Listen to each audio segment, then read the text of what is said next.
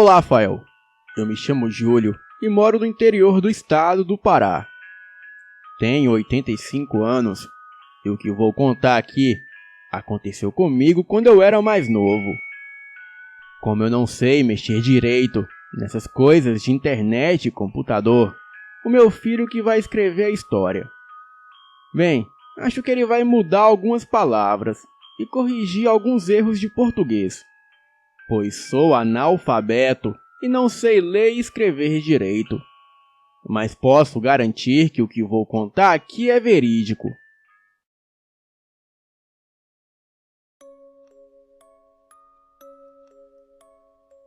Bem, sou fã do canal. Assisto os vídeos todos os dias e acompanho cada relato.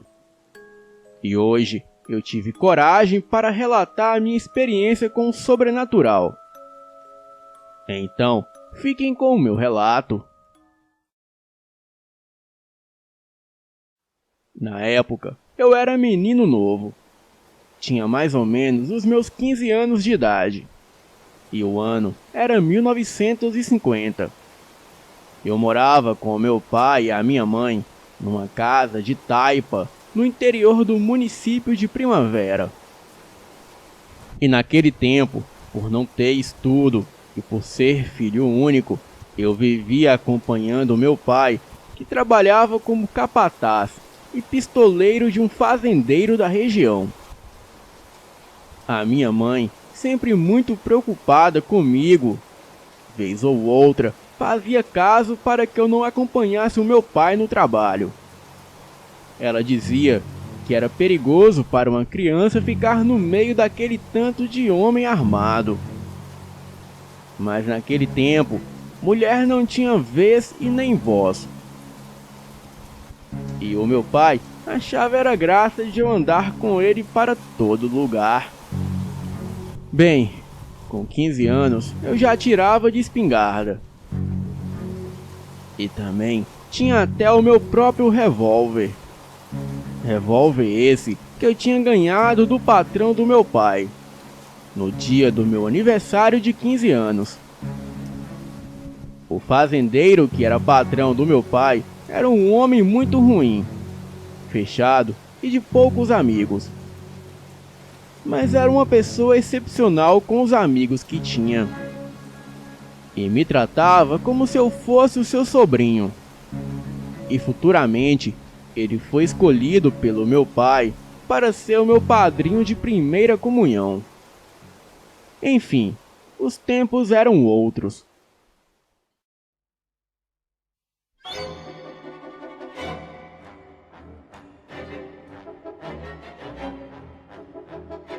Me lembro que uma vez o fazendeiro mandou que o meu pai fosse cobrar uma dívida para ele. Era um senhor que morava naquelas terras, mas estava há quase 3 meses com o aluguel atrasado.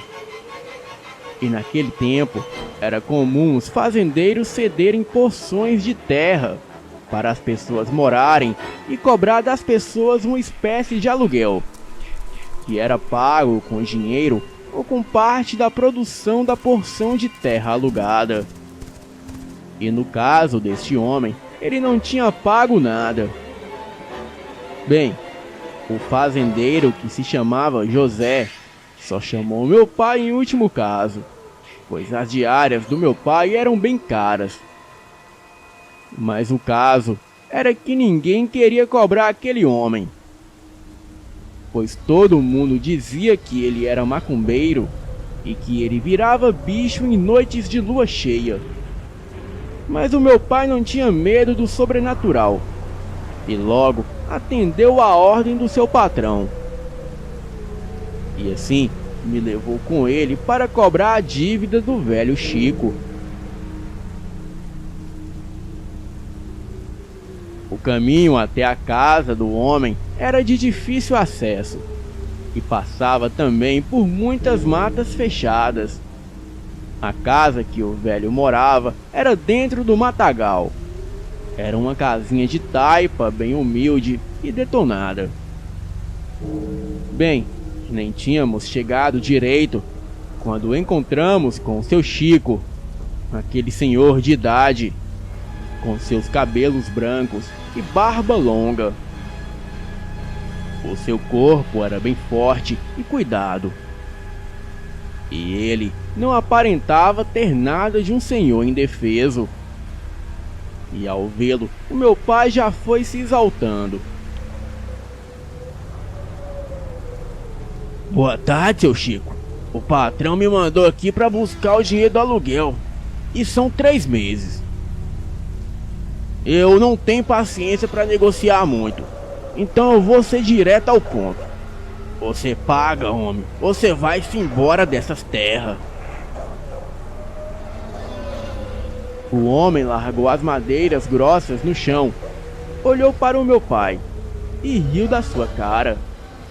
E disse que não devia nenhum centavo ao fazendeiro José, que também não pagaria nada, e que se ele fosse mesmo esperto, iria embora antes que uma coisa muito ruim acontecesse com ele ou comigo.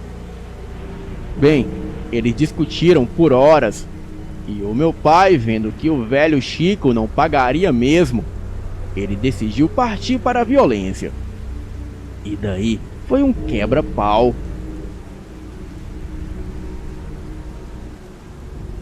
Com muito custo, o meu pai derrubou o velho homem no chão e lhe deu uns socos fortes na cara, tirando-lhe sangue. Mas o homem, neste momento, disse com uma voz muito estranha: Você vai pagar caro por essa desavença. Eu não tinha problemas com você. O meu problema era com seu patrão. Mas agora, quem vai pagar é você. Senti um arrepio no corpo, enquanto aquele homem ensanguentado ia muito alto e dava gargalhadas, enquanto meu pai pegava alguns pertences seus dentro da velha cabana e colocava em seu cavalo. O velho Chico olhava para o meu pai com muita raiva e parecia estar endemoniado. Quando estávamos saindo, o meu pai disse ao homem que se ele era corajoso mesmo, que aparecesse para ele em forma de bicho. E então o meu pai iria meter uma bala na cara dele.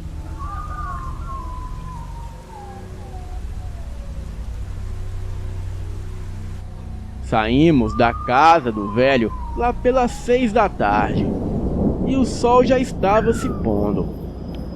Eu ia montado no cavalo, e o meu pai ia caminhando e puxando o cavalo dele pela rédea, pois o cavalo estava carregado com os pertences do velho Chico.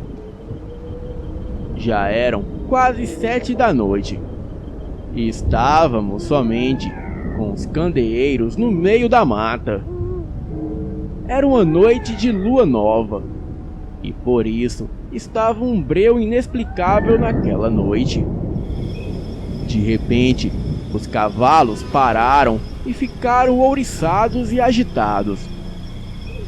E eu vi um par de olhos vermelhos me olhar de dentro do mato. Aqueles olhos estavam escondidos numa moita à nossa frente. E para terminar de piorar tudo, o cavalo do meu pai disparou em corrida, o arrastando mata adentro, pois ele estava com a mão presa na rédea. E então ele me deixou ali, frente a frente, com algo desconhecido. Aquela coisa saiu do mato, mostrando a sua silhueta e partes do seu corpo. Era uma criatura enorme, de quase 2 metros. Tinha muitos pelos pelo corpo e dentes enormes. E quando essa criatura apareceu, o meu cavalo empinou as patas dianteiras, me derrubando da montaria. E em seguida, ele saiu em disparada para a mata. E quando olhei para onde aquilo estava, não havia mais nada ali. Com a queda, eu acabei apagando o candeeiro. Para quem não sabe, candeeiros são como lampiões. E dentro deles tem querosene e um pavio que acendemos para iluminar. Eu fiquei ali apalpando o chão, procurando pelo candeeiro que havia caído. Ouvi um som como de um rosnado de cachorro bem próximo de mim. E senti também um fedor de coisa queimada, como se fosse enxofre misturado com carniça. Acendi um fósforo para poder procurar o candeeiro. Eu sabia que aquela coisa estava ali, e também estava bem próximo de mim. E eu não tinha coragem de olhar. E acreditava que se eu não olhasse, aquela criatura poderia se desinteressar de mim e sair à procura do meu pai. Pois era o meu pai quem o havia desafiado. Mas isso não era verdade. Então eu ouvi um som como de algo muito grande correr na minha direção. E esse seria talvez o meu fim. E se não fosse o meu pai aparecer na última hora com o candeeiro pendurado no cano da espingarda dele, eu teria com certeza morrido. E só escutei quando ele disparou naquela criatura. A coisa saiu gritando e urrando mata adentro. O meu pai mandou que eu apanhasse o meu candeeiro e que voltássemos correndo para casa, pois certamente os cavalos estariam fazendo o mesmo. Meu pai sabia que não havia matado a fera e que aquilo era muito inteligente, pois não era um animal maluco. Ele sabia que era o velho Chico que havia virado bicho. E então estava à nossa procura pela mata. Corremos para uma lagoa grande que tinha no meio do pasto, onde os bois bebiam água. Apanhamos uma canoa velha que tinha lá e remamos para o meio da lagoa. E não havia se passado nem 5 minutos, quando vimos novamente aquele par de olhos vermelhos nos olhando da margem do rio. Aquilo corria e uivava de um lado para o outro da margem. Mas por hipótese nenhuma, a coisa entrava no rio. Porém, isso não impedia da coisa nos atacar. Pois numa última prova de que a criatura era mesmo o velho Chico, aquela coisa se pôs de pé como uma pessoa e começou a atacar pedras em nossa direção, a fim de nos machucar ou de furar a canoa. Porém, a canoa ficou firme e nós também. O meu pai aproveitou que aquilo estava ali parado, tacando pedra em nós. Pegou a sua espingarda e começou a atirar na coisa. Mas como estava muito escuro, não sei se os tiros acertaram.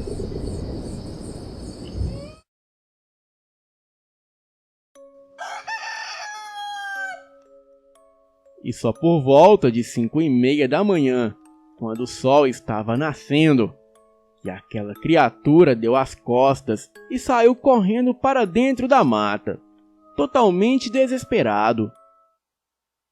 Sabíamos que o prazo daquela coisa havia acabado. Mas eu e o meu pai só saímos de dentro do rio quando era por volta de 8 da manhã. Quando tínhamos certeza que não havia mais perigo daquele lobisomem aparecer. Chegamos em casa e o meu pai contou tudo para minha mãe, pois ela estava muito preocupada dos cavalos terem chegado sozinhos em casa. Bem, este foi o nosso encontro com o lobisomem do Pará. E ocorreu quando eu tinha 15 anos, no ano de 1950. Obrigado por contar o meu relato. Boa noite.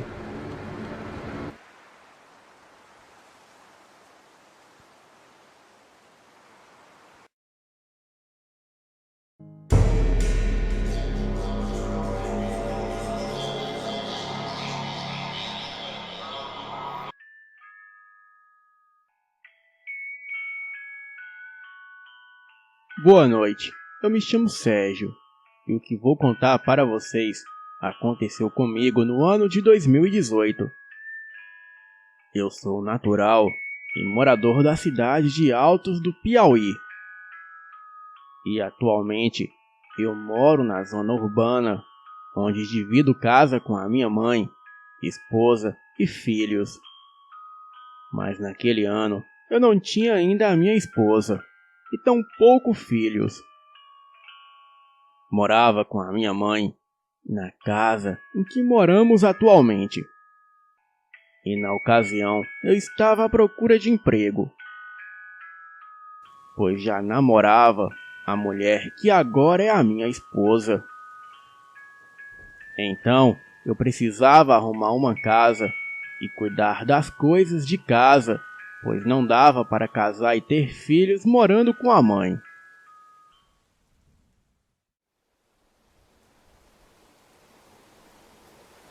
Parece que foi o destino, pois enquanto eu conversava com os amigos, eu fiquei sabendo de um senhor que morava na zona rural. Ele era fazendeiro e cuidava de negócios no Mato Grosso, e por conta disso, precisava de alguém para cuidar de sua casa no interior. Alguém jovem que pudesse morar em sua casa, cuidar das plantas, dar de comer aos animais, limpar o terreno, essas coisas. Resumindo, eu iria pegar o emprego de caseiro. E aquele senhor estava pagando R$ 4.000. Na mesma hora que me contaram sobre isso, eu fui praticamente correndo ao encalço daquela vaga de emprego.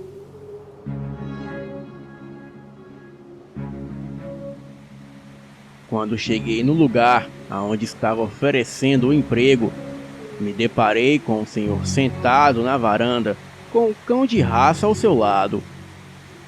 Na sua boca ele tinha um cachimbo e na outra mão um cajado antigo com detalhes de prata e madeira. Aquela figura parecia com os homens do faroeste. Me aproximei dele e falei sobre o interesse meu no emprego. Ele me chamou para sentar e então pediu à sua empregada que lhe trouxesse 2 xícaras de café. Enquanto o café não chegava, ele me explicou como era a vaga de emprego. Ele disse que se tratava de uma de suas casas de repouso e que ele só ia lá 1 ou 2 vezes por mês, e que nesse caso eu precisava ficar lá, na casa. Também me disse que a casa não tinha energia elétrica e nem internet, e o único telefone próximo era um orelhão que ficava a cerca de 50 metros da casa. Bem, eu lhe disse que estava tudo bem, pois eu precisava ficar um tempo em paz, e que talvez esse emprego me fizesse muito bem. Nessa hora, a empregada chegou com as 2 xícaras de café. Enquanto bebíamos, ele me explicou mais uma condição sobre o trabalho. Ele contou que algumas pessoas estavam falando que tinha visto um animal grande correr pelas redondezas, e que se tratava de algo perigoso, e que esse animal havia atacado alguns animais menores, como cachorros, cabras, porcos e galinhas. E por conta disso é que ele estava contratando um caseiro. E também estava pagando muito bem para não ter reclamações. Ele também disse que na casa havia cães de guarda treinados. E esses cães precisavam de uma pessoa que ficasse na casa para cuidar deles. Respondi a ele com um tom de brincadeira, dizendo que por R$ 4.000 ele até poderia colocar uma coleira em mim e me usar de cão de guia. O velho soltou uma gargalhada em meio a algumas tossidas e disse que havia gostado de mim. E em seguida me perguntou quando eu poderia começar. Disse a ele que no dia que ele quisesse. Então ele disse que no dia seguinte eu já poderia começar o serviço. Foi o tempo necessário de apanhar as minhas coisas e avisar a minha família. Passei os meus dados para o velho e ele deu ao seu motorista. Então aquele motorista me buscaria na manhã seguinte, para me levar para a casa dele no interior.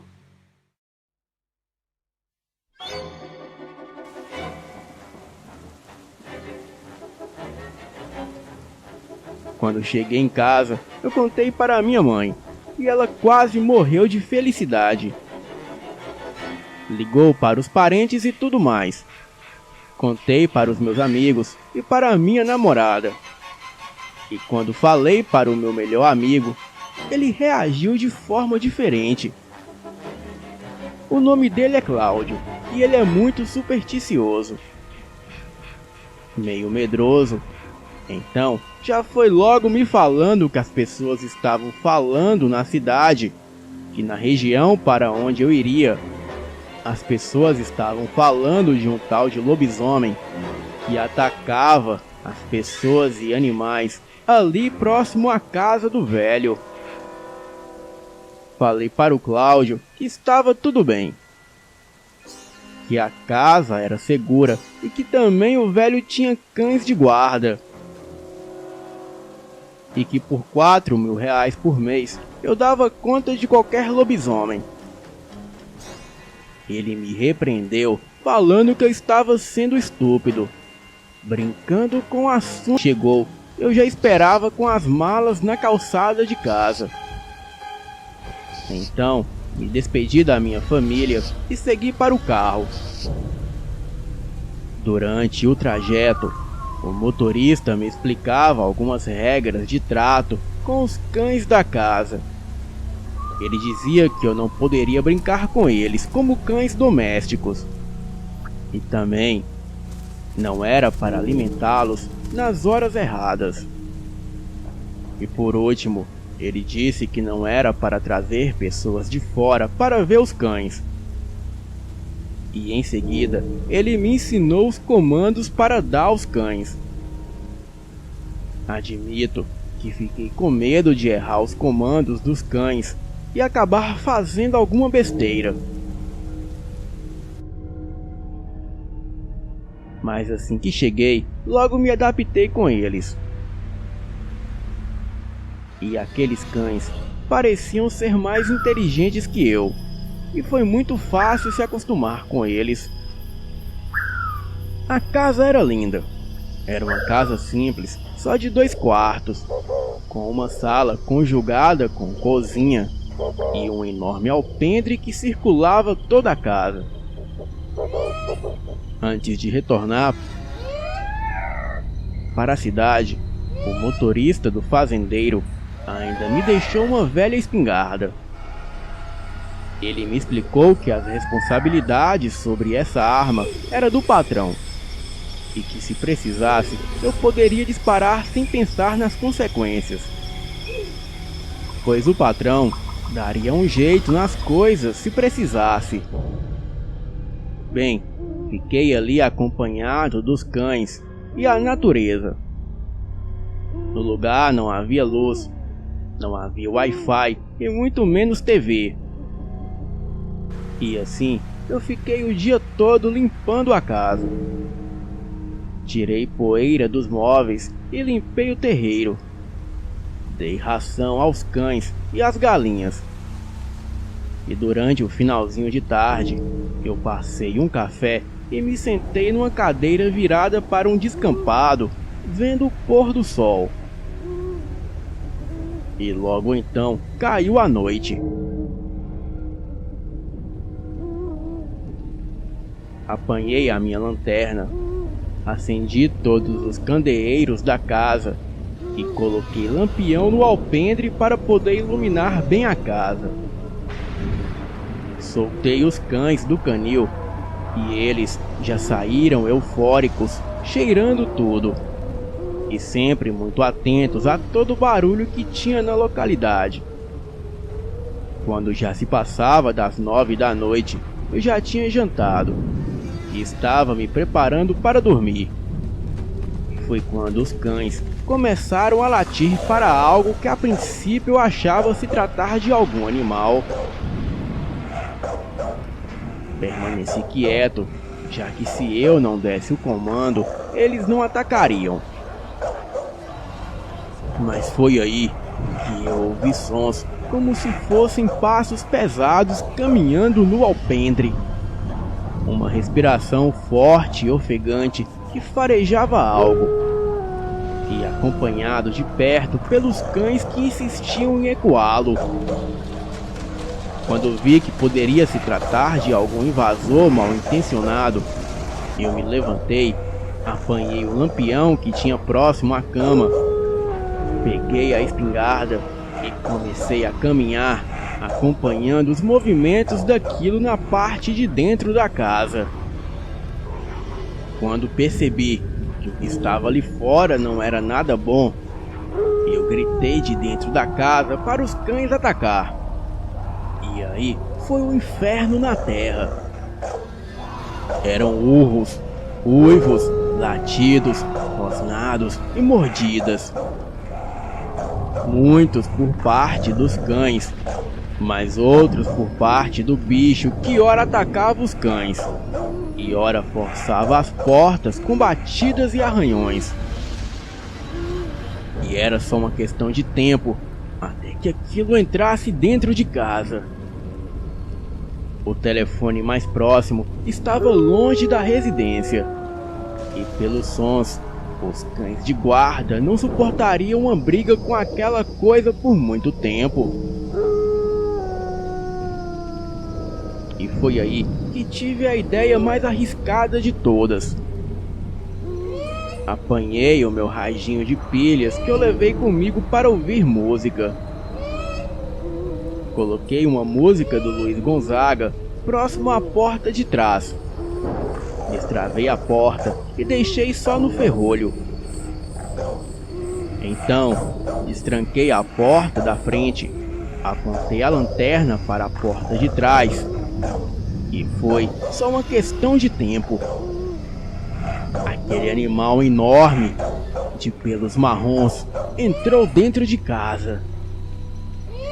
A sua pelagem era grossa. Ele tinha olhos vermelhos e garras afiadas. Os seus dentes sobressaltavam para fora, a cara retorcida e as orelhas de pé. A criatura me olhava com um olhar de ódio. Então, eu descarreguei 2 tiros da espingarda contra aquela coisa. A criatura soltou um grito tão forte que os meus ouvidos ficaram surdos por alguns instantes. Mesmo com 2 perfurações no peito, aquela coisa andava na minha direção. Porém, os 4 cães de guarda, ainda muito feridos, o agarraram pela jugular, mordendo e puxando, o fazendo sangrar e gritar.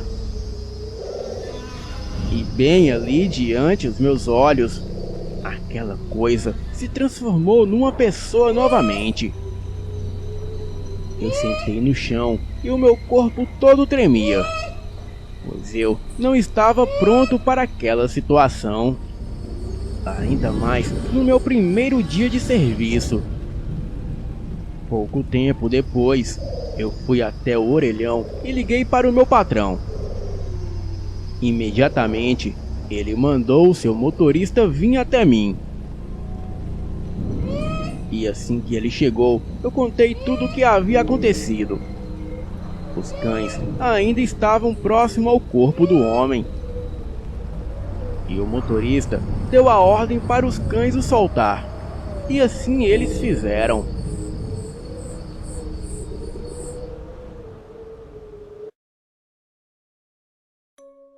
Resumindo a história para não ficar muito longa, acabou que eu não fiquei com emprego, pois eu não estava pronto para aquilo. O motorista acreditou na minha história, e mesmo assim eu recebi os meus 4.000. E ainda ganhei aquela espingarda para mim. O fazendeiro moveu uns pauzinhos, e aquele incidente nunca chegou nos ouvidos das autoridades locais. E o velho até chegou a me agradecer por livrar aquela localidade daquele tormento. E por muito tempo eu fiquei conhecido nas regiões rurais de Altos como Sérgio Lobisomem. E uns acreditam e outros desacreditam. Mas eu posso jurar para vocês que tudo o que passei foi real. Boa noite.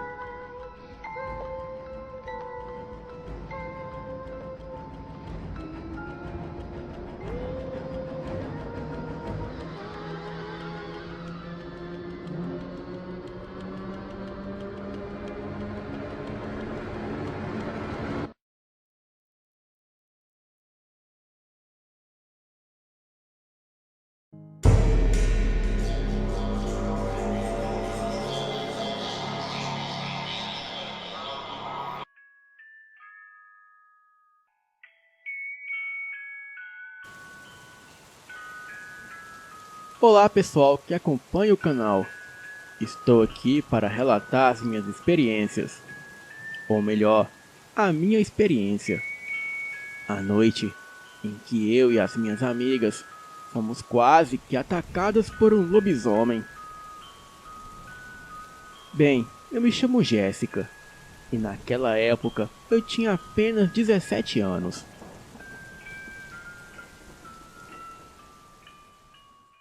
Em março de 1999, os meus pais tinham viajado para passar o fim de semana na chácara dos meus avós, para cuidar de uns problemas nas vendas de alguns animais por lá.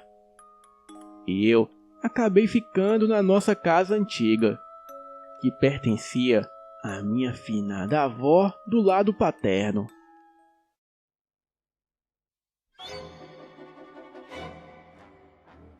Bem, naquele final de semana, eu havia ficado sozinha com duas amigas minhas. Estávamos fofocando como de costume. Até que lá, pelas 2 da madrugada, ouvimos um barulho alto, como se um cachorro estivesse fuçando o lixo lá fora, no alpendre da casa. Bem, deixamos a fofoca de lado e fomos assistir filme de terror. Me lembro que estávamos assistindo naquela noite A Hora do Pesadelo, O Despertar de Fred Krueger. E não demorou muito e começou a chover. E mesmo com o barulho de chuva, continuamos a ouvir aquele barulho do animal que fuçava e revirava o lixo lá fora. Bem, não ligamos muito. Eu fiz uma pipoca e ficamos ali conversando e assistindo o filme.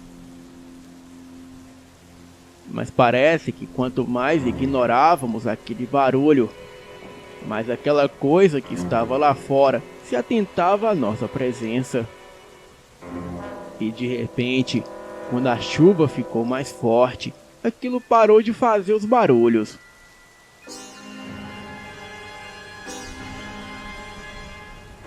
Bem, naquela época, celular era coisa de gente rica. e nem mesmo telefone fixo nós tínhamos.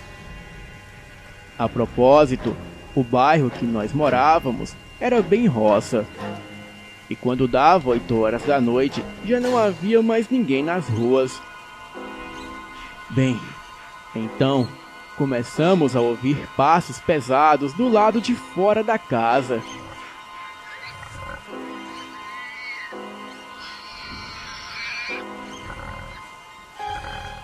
As garotas que estavam comigo começaram a ficar apavoradas. Mas como estávamos sozinhas, ficamos quietas, esperando que aquela coisa fosse embora. Pois até então, acreditávamos que era um ladrão. Bem, mas foi aí que tiramos a prova que aquilo lá fora não era uma pessoa. Pois junto com os passos, ouvimos também os rosnados e uma respiração ofegante que parecia algum animal que farejava algo. Bem, aquilo rosnava e cheirava as paredes, como se estivesse procurando por alguém. Do nada, ouvimos algo bater forte contra a janela de madeira da sala, que estava ali a uns 4 metros de distância da gente. Bem, é claro que aí não deu mais para segurar, e começamos a gritar como se não houvesse amanhã.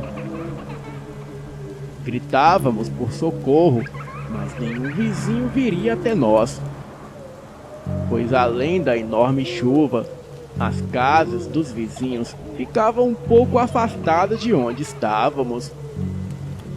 Então, só nos restava gritar e rezar por nossas vidas. Aquela coisa, sem dúvidas, claramente estava tentando quebrar as janelas, para assim vir ao nosso encalço. Nenhum animal que eu conhecia em toda a minha vida emitia aqueles sons, e muito menos aquela presença maligna. A coisa forçou a porta e as janelas por alguns minutos. Enquanto isso, gritávamos por ajuda. Bem, até que quase como um milagre, alguns cães de rua começaram a se atracar com aquela criatura e distraindo a atenção daquela coisa.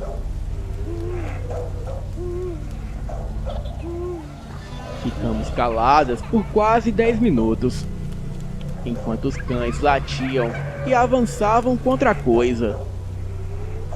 Mas não demorou muito, e aquela criatura colocou os cachorros para correrem.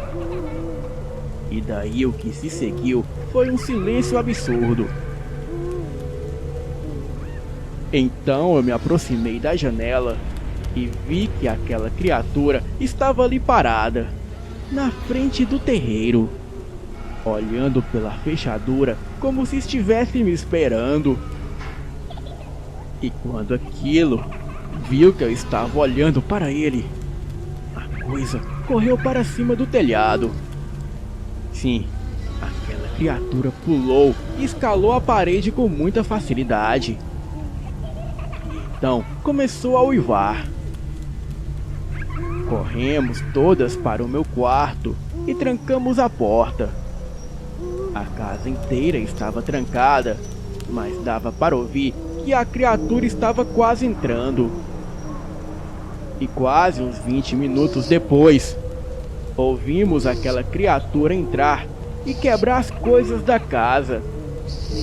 Parecia que aquilo estava nos procurando. A coisa se aproximou da porta do quarto e com certeza estava sentindo o nosso cheiro. Dava para ouvir o bicho farejar pela casa à nossa procura. Resolvemos andar pelo quarto em silêncio, procurando sair pela janela. Bem, enquanto aquela coisa estava distraída tentando arrombar a porta do quarto, pulamos a janela. Mas como ficamos com medo de sair pelo portão, e aquela coisa nos perseguir pela rua, decidimos entrar pela porta do galpão, que era uma espécie de porão, pois ficava na parte de baixo da casa. Bem, sem muita opção, entramos naquele porão e trancamos a porta. Naquele lugar havia uma janela minúscula, onde era impossível pularmos. E se aquela coisa aparecesse ali, com certeza estaríamos todas mortas. E logo em seguida, começamos a ouvir um barulho como de um cão correndo pela parte de cima da nossa casa. E o barulho parecia estar muito perto. Ficamos muito assustadas, pois parecia que aquele cão estava acima de nós, mas não estava. Bem, eu não conhecia a casa da minha avó direito, por ser muito grande e antiga. Aquela criatura parecia ser racional e muito inteligente, e literalmente estava nos caçando. E para piorar com tudo, ali não havia nenhuma arma. E nós, muito menos, sabíamos nos defender. E a nossa única opção era correr dali. Bem, então abrimos a porta do porão e voltamos para dentro de casa. E pelo que parece, não havia como fugir daquela criatura, pois sempre que escondíamos em um cômodo, aquela coisa aparecia. Então, decidimos tomar uma decisão corajosa. Enquanto aquela coisa arranhava e tentava derrubar a porta do quarto, abrimos a janela sem fazer barulho e pulamos para o lado de fora da casa. Bem, eu já estava no portão quando vi aquela coisa vindo correndo em nossa direção.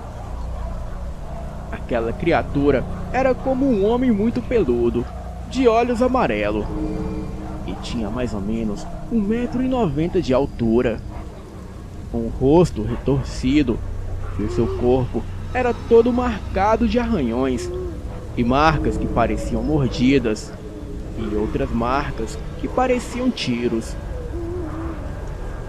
As meninas saíram primeiro gritando pela rua, e eu tive tempo de trancar o portão para atrasar aquela coisa.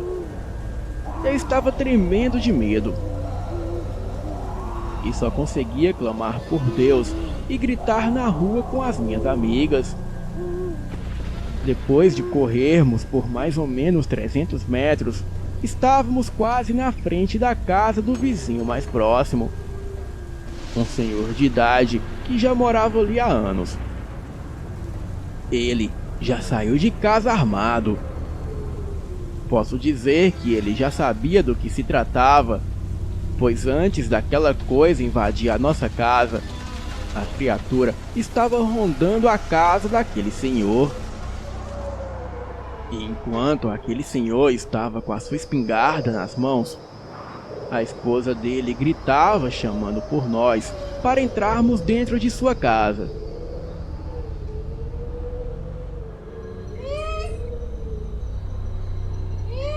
Assim que entramos, só escutamos o barulho do disparo.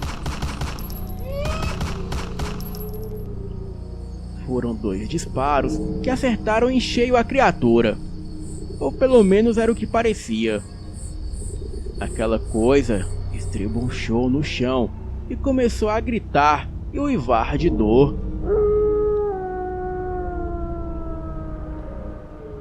Aquilo fazia sons absurdos, e o barulho que aquele lobisomem emitia dava mais medo do que o normal.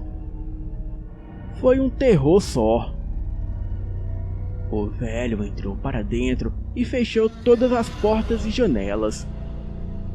Fomos todas para o andar de cima da casa, e todos nós dormimos no mesmo quarto naquela noite.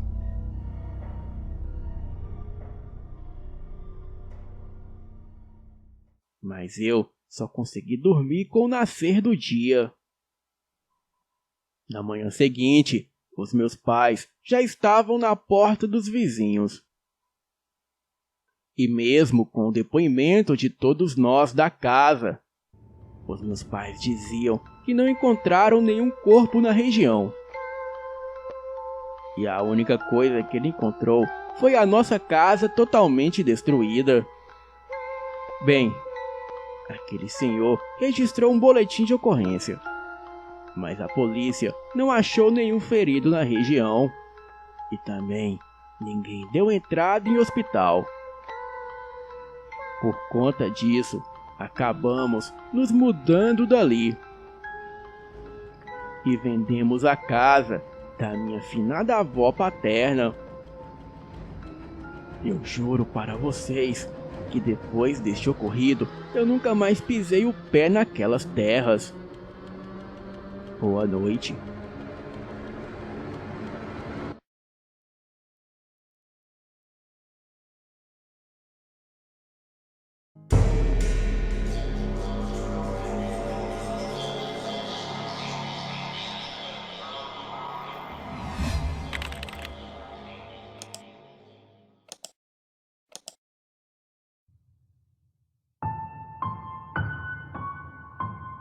Este relato se passou com a minha tia e o seu namorado na época. O ano era 1991 e a minha família morava em uma roça no interior de São Paulo. A minha tia se chamava Isabel. Ela tinha o costume de sempre sair à noite para ir até o sítio do Paulo, o seu namorado. Porém, ela sempre voltava tarde da noite.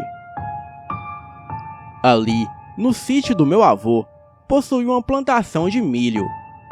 E no meio da plantação havia um espantalho, para os pássaros não se aproximarem. Acontece que quando a Isabel saía de casa, ela cortava caminho por dentro da plantação de milho, que era um atalho para chegar no sítio do Paulo. Porém, no meio da plantação, era inevitável ela não passar pelo espantalho. E aquele espantalho era muito assustador, até mesmo para ela, que não tinha medo de nada.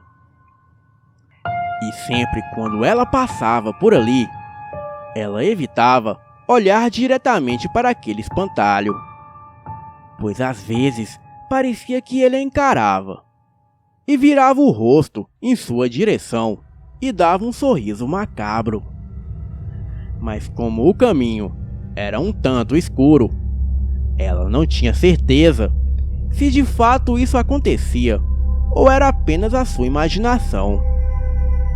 A Isabel costumava voltar da casa do Paulo muito tarde da noite, lá para as 3 da manhã.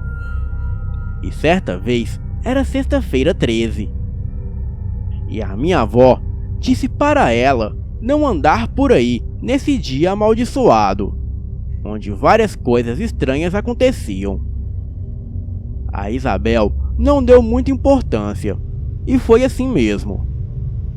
O meu avô nem sonhava que ela saía à noite atrás de homem.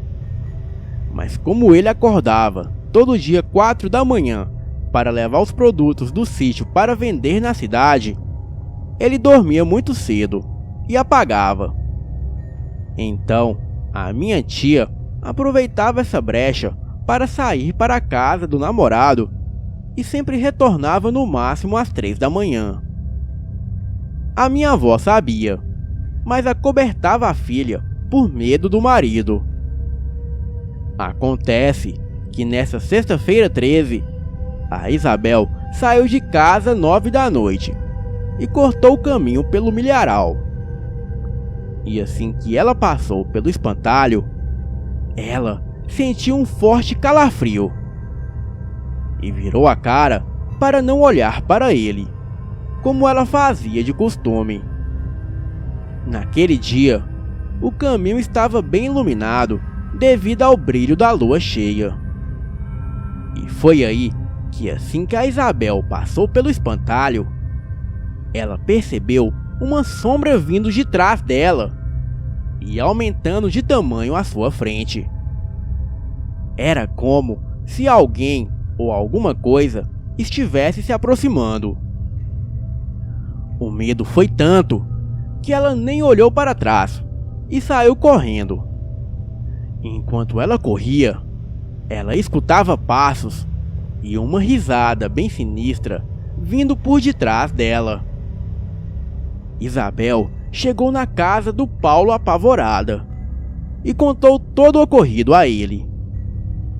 O Paulo riu e levou tudo aquilo na brincadeira, mas disse que quando a Isabel fosse embora, ele a levaria até em casa.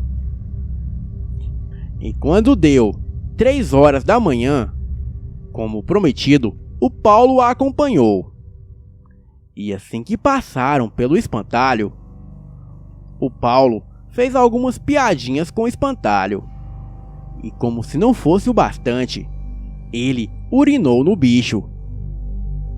Nesta hora, o espantalho estava com a cabeça virada para cima, na posição que o meu avô sempre o deixava, como se ele estivesse vigiando os pássaros. Mas em um brusco movimento, o espantalho desceu a cabeça, olhando fixamente para o Paulo, e deu uma risada. O Paulo, com as calças arriadas, caiu no chão de tanto medo. E foi aí que o espantalho começou a descer da cruz de madeira que o pendurava no alto. A minha tia Isabel deixou o Paulo para trás e saiu correndo dali. Ela correu tanto que o seu chinelo ficou para trás. Ela já havia passado por aquele milharal centenas de vezes e conhecia o lugar como a palma da sua mão. Mas não sei se foi o medo ou algo sobrenatural, mas só sei que ela ficou perdida. Ela corria e sempre voltava para o mesmo lugar. Enquanto corria, ela escutava o Paulo gritando por socorro e a criatura rindo. Depois de quase 2 horas perdida, ela conseguiu finalmente sair do milharal e chegar em casa.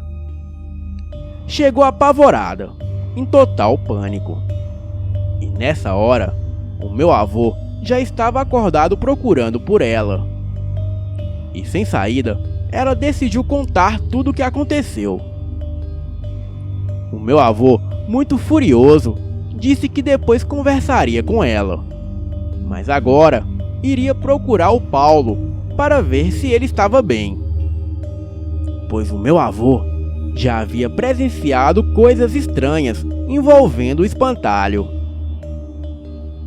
como mesmo mudar a posição da cabeça.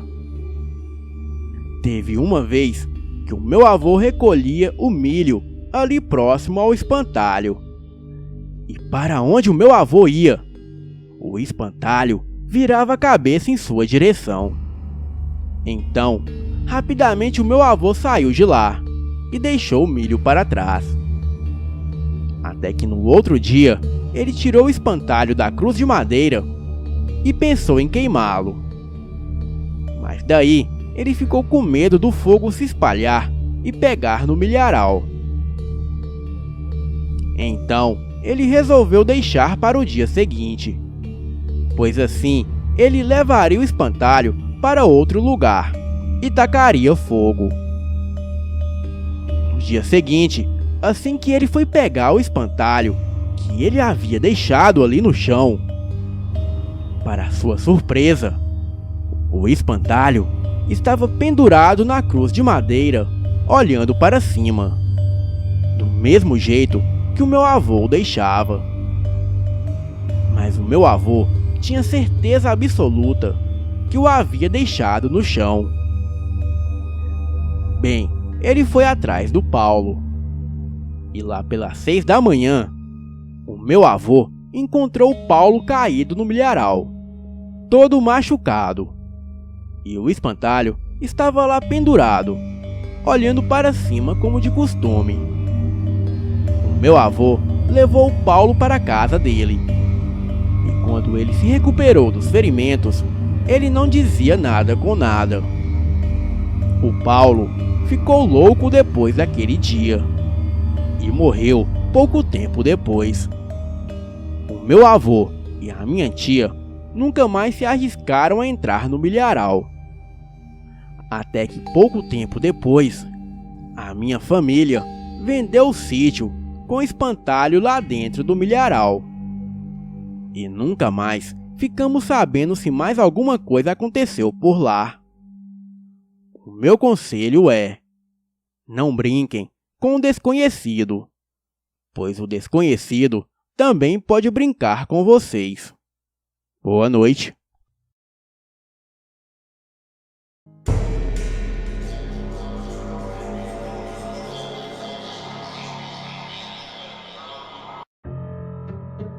O meu nome é Rosa, e o que vou contar aconteceu com meu irmão, Geraldo. Ele era caminhoneiro no ano de 1973. Nesta época, o meu irmão fazia muitas viagens de São Paulo para o Rio de Janeiro. Em uma dessas viagens, à noite, rumo ao Rio, o meu irmão dirigia tranquilamente, quando um carro o ultrapassou, piscando os faróis e fazendo um sinal para chamar sua atenção. Com medo que fosse um assalto, pois naquela época era muito comum na Via Dutra, ele não deu atenção e prosseguiu a sua viagem normalmente.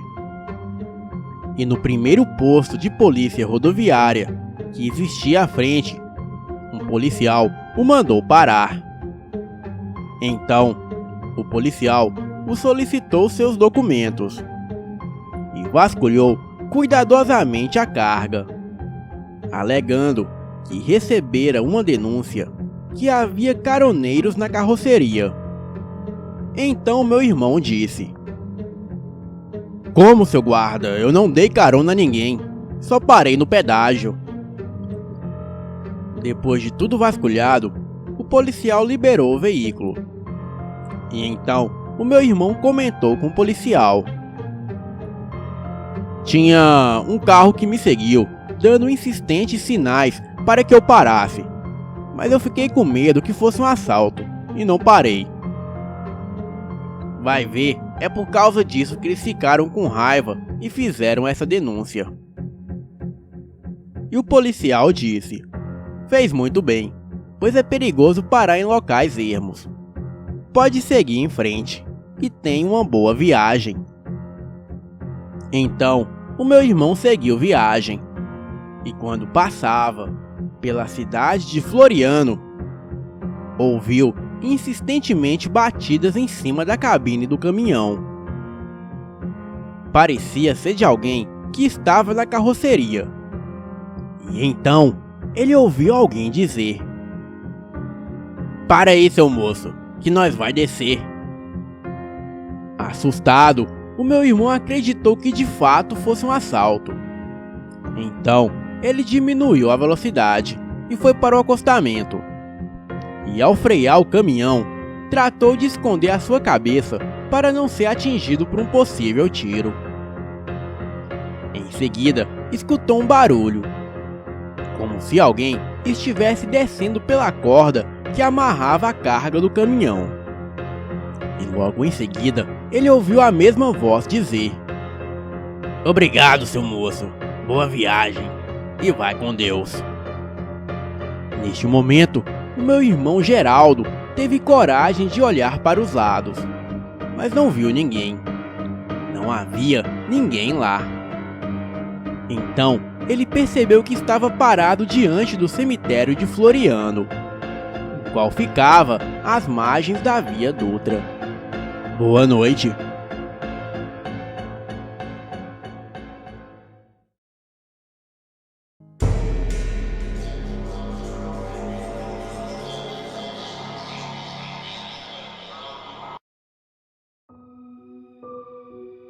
Este relato se passou com meu sogro e a minha esposa.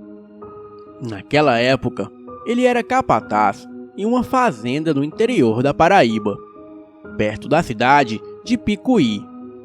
E para ele chegar na fazenda às 6 horas da manhã para cuidar das vacas, ele era obrigado a acordar de madrugada e sair às 4 horas da manhã e caminhar até a fazenda, já que não existia nenhum transporte por lá.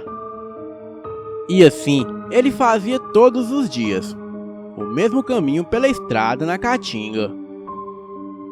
Certa vez, onde o caminho fazia uma curva em um morrinho de pedra de uns 10 metros de altura, muito comum na região, ele deu de cara com uma criatura marrom de aproximadamente 1,70 m de altura. Na mesma hora, ele ficou paralisado de medo. Ele não soube dizer se foi o ser que o paralisou ou se foi o próprio terror que tomou conta do seu corpo. O medo foi tanto que ele se urinou todo. Quando fui visitá-lo, em janeiro de 2000, tive que insistir muito para ele me contar o que se passou, pois ele não gostava de falar sobre o assunto. Ele me contou com mais detalhes, e como faleceu em 2011, eu conservei este relato. Ele me contou que ficou aterrorizado, pois a criatura estava parada. Então, ele logo pensou que era só uma visão, mas a criatura estava com o corpo em outra direção, e de repente girou a cabeça para o seu lado para vê-lo. Então, neste momento, ele notou que o monstro tinha olhos grandes, vermelhos e brilhantes, e a criatura era horrível, parecia um inseto gigante. Ele pôde ver algumas características porque era noite de lua cheia, e o luar iluminava aquela criatura. Ele contou que aquela coisa usava um chapéu bicudo, ou a sua cabeça era daquela forma, ele não tinha certeza. Também não viu boca, mas viu 2 buracos no lugar do nariz. A criatura não tinha orelhas, e os seus braços iam até a altura dos joelhos. Mas nervoso como ele estava, ele não conseguiu ver nem as mãos e nem os pés. Segundo ele, se o tal bicho quisesse matá-lo, ele teria morrido com certeza, porque estava paralisado. Neste momento, ele fechou os olhos e começou a rezar para Nossa Senhora. E após isso, a sua perna direita voltou, e ele começou a se virar e a se arrastar. E logo que a perna esquerda voltou, ele começou a correr em disparada, sem olhar para trás, e fugiu. Perguntei a ele o que ele achava que era aquilo, se era um extraterrestre ou um chupa-cabra. Ele disse que não sabia o que era, mas tinha certeza que aquilo não era deste mundo. Boa noite.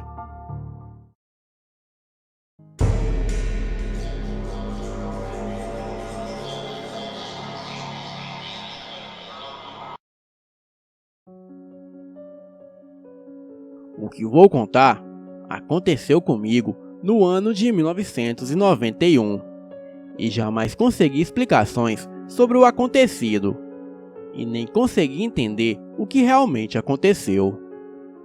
Nesta época, eu era recém-casada, sendo que o meu marido trabalhava em uma empresa um tanto distante e chegava em casa muito tarde da noite.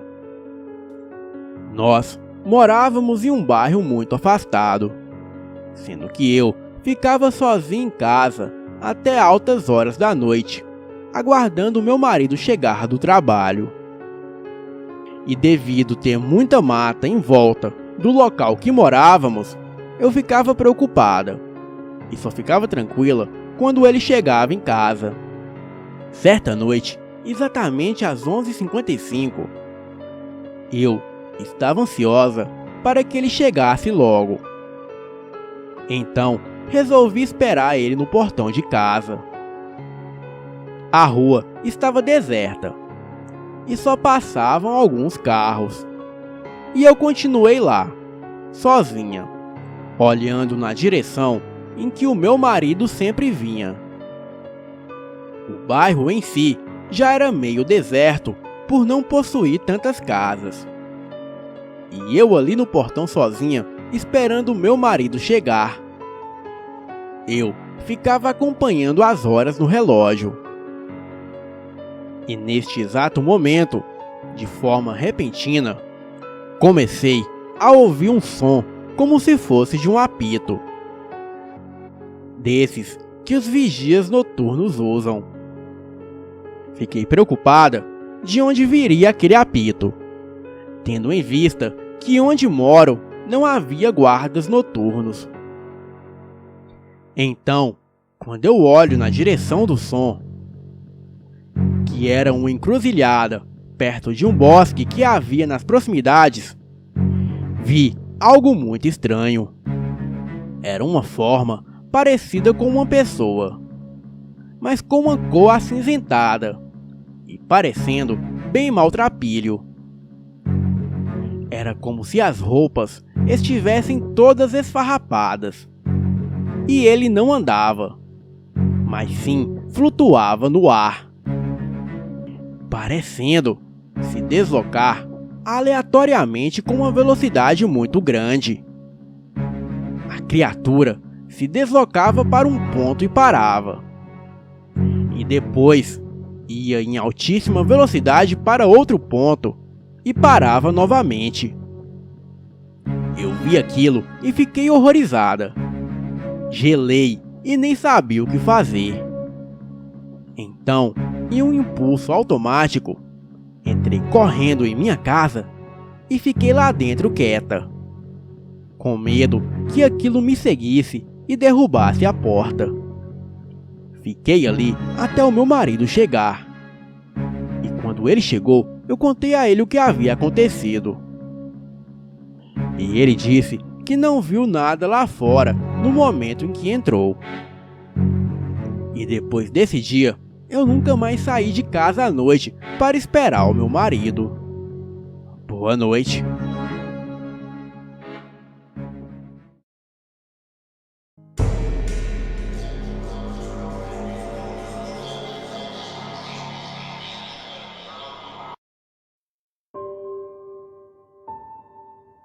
Essa história aconteceu com a minha irmã e uma vizinha nossa, há 2 anos atrás. Esta vizinha sempre relatou à minha irmã que à noite em seu quarto ela sente uma coisa estranha, mas ela não sabe descrever direito. Em uma certa noite estava muito calor em nossa cidade. E a amiga da minha irmã, que se chama Andréia, não conseguia dormir em seu quarto, pois o calor estava demais. Então, ela resolveu ligar para minha irmã, para perguntar se ela poderia dormir em nossa casa. E como a nossa casa era no mesmo quarteirão, a minha irmã permitiu. E assim que chegou em nossa casa, ela relatou à minha irmã que não conseguia dormir direito há alguns dias. Enfim, elas foram dormir no mesmo quarto que tinha 2 camas de solteiro, que é da minha irmã. E passado algum tempo, naquela noite, quem não conseguia dormir era a minha irmã. E ela achou estranho, pois nunca teve problemas para dormir. Passaram-se horas. A minha irmã estava acordada e a Andréia dormindo. Aí ela teve uma ideia. Saiu do quarto e foi até a sala de estar, que é conjugada com a cozinha, e tem um sofá. Então a minha irmã deitou no sofá e dormiu. Em certo momento da noite, a minha irmã acordou com um barulho na cozinha e percebeu que estava meio escuro ainda. E achando que era a minha mãe que estava na cozinha, a minha irmã foi explicando. Olha, mãe, estou aqui dormindo porque não consigo dormir no meu quarto e a Andréia está lá. Quando ela, meio sonolenta, abriu os olhos e tentou localizar a minha mãe, que até então não havia dito nada ao que ela falou, daí a minha irmã viu um homem todo desfigurado, com expressão de bravo, olhando para ela ali na sala de estar. E este homem estava muito próximo dela. A minha irmã, por um momento, ficou congelada, olhando aquele homem e tentando imaginar quem era e o que estava fazendo ali. E naquele momento, ela lembrou que um antigo amigo dela disse que quando visse algo assim em algum lugar, é para mandar embora. Morrendo de medo e querendo gritar para alguém, e sem pensar muito, ela apontou para a porta e falou: saia daqui agora! O homem passou por ela, a encarando, e foi saindo em sentido à porta. Ela olhou aquele homem de costa e pôde reparar que atrás da sua nuca havia um buraco enorme. E naquele momento, a minha irmã quase morreu de tanto medo. Ela logo foi para o quarto onde estava a Andréia dormindo e deitou na cama toda assustada. Mas depois de um tempo, acabou pegando no sono. No outro dia, ela contou a história para nós e concluímos que a Andréia, quando veio para dormir em nossa casa, trouxe com ela o espírito daquele homem. Concluímos que aquela presença era que não deixava a Andréia dormir.